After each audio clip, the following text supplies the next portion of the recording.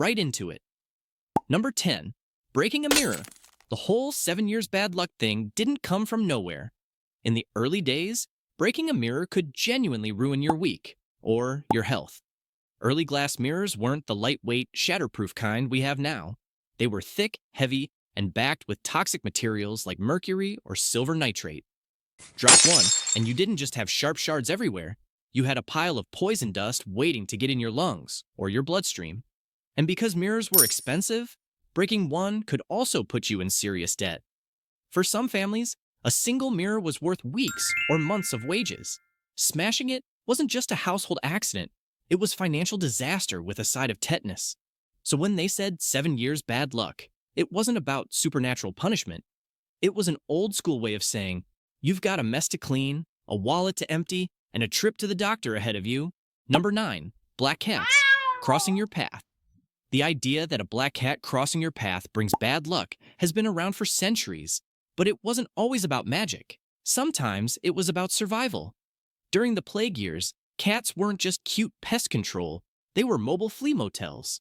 And fleas were the ones actually spreading the Black Death. If a sick cat wandered across your path, there was a real chance it was carrying the very pests responsible for wiping out entire towns. Avoiding it wasn't superstition, it was early biohazard protocol. Of course, people didn't exactly have germ theory back then. So instead of saying, watch out, that cat's infested with plague-carrying parasites, they went with, that's a witch's pet. Keep your distance. Black cats got the worst PR in history, tied to witchcraft, shape-shifting, and devil worship. The truth? The only curse they carried came with 6 legs and a taste for human blood. Number 8. Don't whistle at night. Back then, whistling after dark was like swiping right on every demon in a 10-mile radius. People swore the sound called evil spirits straight to your doorstep. But here's the plot twist.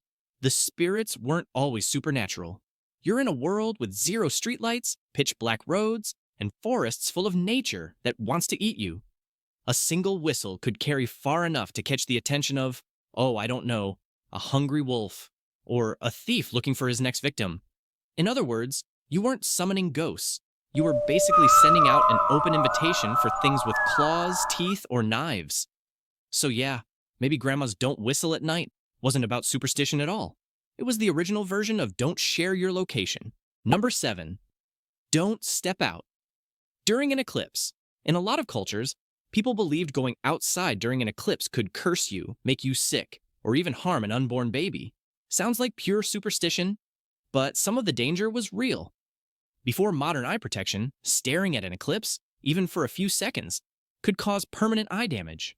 The sun's rays are just as intense, but your pupils dilate in the dim light, letting in more of the dangerous radiation.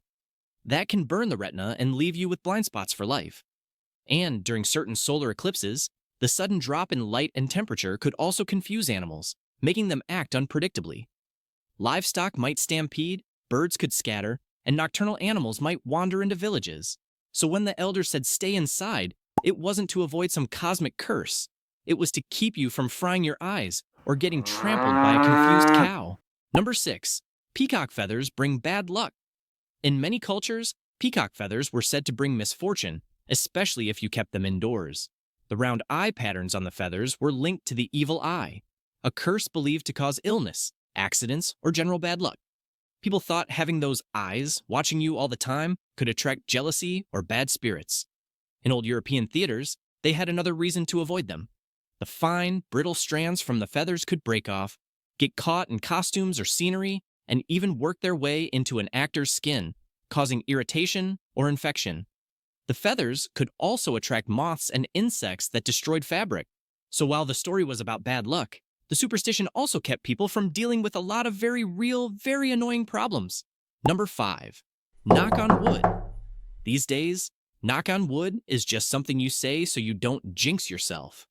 But originally, it was a legit safety measure. Ancient people believed trees were home to spirits who could protect you, and tapping the trunk was like politely asking them to keep bad luck away. But here's the real-world side. In forests, knocking on wood, or literally smacking a tree, could mask your voice and movements from predators or enemies. The sound would blend into the environment, making it harder for anyone, human or animal, to pinpoint where you were. Basically, it was ancient noise canceling. So yeah, while you might just be doing it to keep your sports team winning, your ancestors were doing it so they didn't become bear food. Number 4. Don't cut your nails at night. In Japan and other cultures, cutting your nails after dark was said to shorten your life. Sounds random, but in the days before electric lights, trimming nails at night was basically asking to slice your finger open.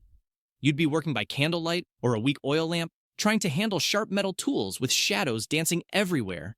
One slip, and boom, infection city. And this was a time when infection didn't mean a quick trip to the pharmacy, it meant possibly losing a hand or your life. So yeah, telling people that evil spirits will come for you if you cut your nails after sunset was a way more effective PSA than maybe don't stab yourself in the dark. Number 3. Don't go swimming right after eating.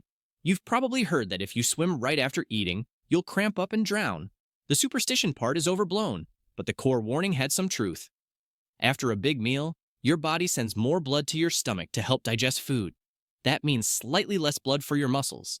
And if you jumped straight into cold water and started thrashing around, you could get fatigued or short of breath faster.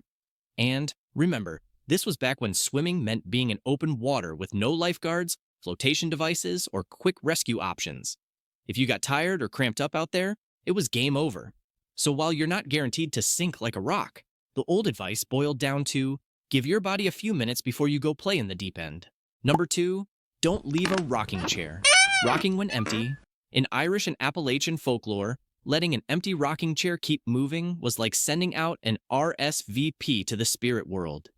People believed a ghost could hop in and make themselves at home. The non-haunted reason?